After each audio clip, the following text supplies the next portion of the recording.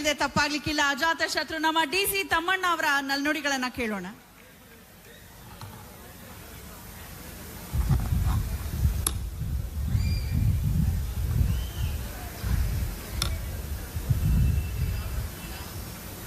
ಇವತ್ತಿನ ಈ ಸಭೆಯಲ್ಲಿ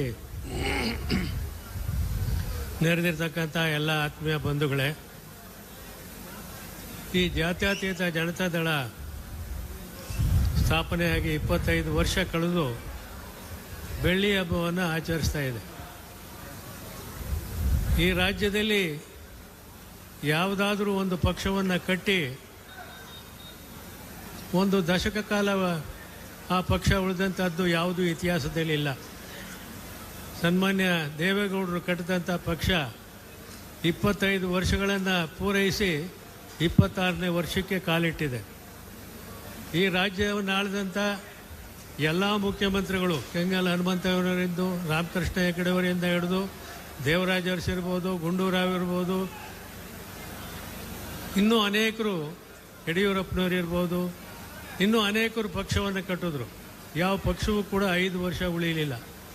ಆದರೆ ಈ ಪಕ್ಷ 25 ವರ್ಷದಿಂದ ರೈತಾಪಿ ಜನರ ಏಳಿಗೆಗಾಗಿ, ರೈತಾಪಿ ಜನರ ಹೆಸರಿನಲ್ಲಿ ಕೆಲಸವನ್ನು ಮಾಡ್ಕೊಂಡು ಬಂದಿದೆ.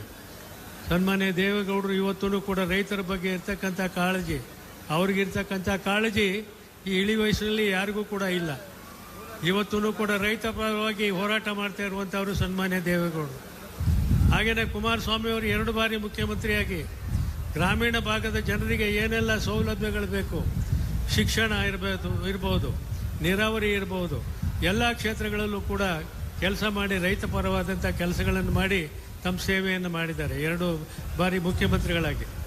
ಹಾಗೆ ಇವಾಗ ನಮ್ಮ ಯುವ ನಾಯಕರಾದಂಥ ನಿಖಿಲ್ ಕುಮಾರಸ್ವಾಮಿಯವರು ರಾಜ್ಯಾಧ್ಯಕ್ಷರಾಗಿ ಇಡೀ ರಾಜ್ಯವನ್ನು ತಿರುಗಿ ಪಕ್ಷವನ್ನು ಸಂಘಟನೆ ಮಾಡುವಂಥ ಕೆಲಸದಲ್ಲಿ ತೊಡಗಿದ್ದಾರೆ.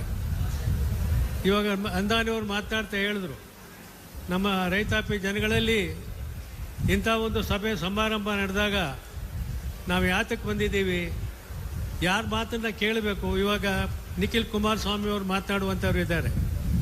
ಬಂದವರು ಹಾಗೆ ಹೋಗ್ತಾ ಇದ್ದರೆ ನಿಖಿಲ್ ಕುಮಾರಸ್ವಾಮಿಯವ್ರ ಮಾತನ್ನು ಕೇಳುವಂಥವ್ರು ಯಾರಿದ್ದಾರೆ? ಅವರು ಈ ಪಕ್ಷವನ್ನು ಮುಂದೆ ಬೆಳೆಸಬೇಕಾದಂಥವ್ರು. ಅವರ ಅನಿಸಿಕೆಗಳನ್ನು ನೀವೆಲ್ಲರೂ ಕೂಡ ಕೇಳಬೇಕು. ನಾನು ಕೃಷ್ಣಾರೆಡ್ಡಿ ಅವರು ಮಾತನಾಡ್ತಾ ಇದ್ರು, ನಾನು ಬರುವಾಗ ಎಲ್ಲ ಕೇಳ್ಕೊಂಬಂದೆ, ಈ ಕಾಂಗ್ರೆಸ್ ಪಕ್ಷದ ದುರಾಡಳಿತದಲ್ಲಿ ಏನೆಲ್ಲ ನಡೀತಾ ಇದೆ ಅಂತ. 40% ಕಮಿಷನ್ ಹೋದರೆ ಇನ್ನು ಬಾಕಿದು ಏನು ಕೆಲಸ ಮಾಡೋದಕ್ಕೆ ಏನು ಹಣ ಸಿಗ್ತಿದೆ? ಯಾವುದೂ ಸಿಗೋದಿಲ್ಲ. ಅದರಿಂದ ಈ ಸರ್ಕಾರದಲ್ಲಿ ಎಲ್ಲ ಬೆಲೆ ಏರಿಕೆ ಆಗಿದೆ. ಗ್ಯಾಸ್ ಬೆಲೆ ಏರಿಕೆ ಆಗಿದೆ,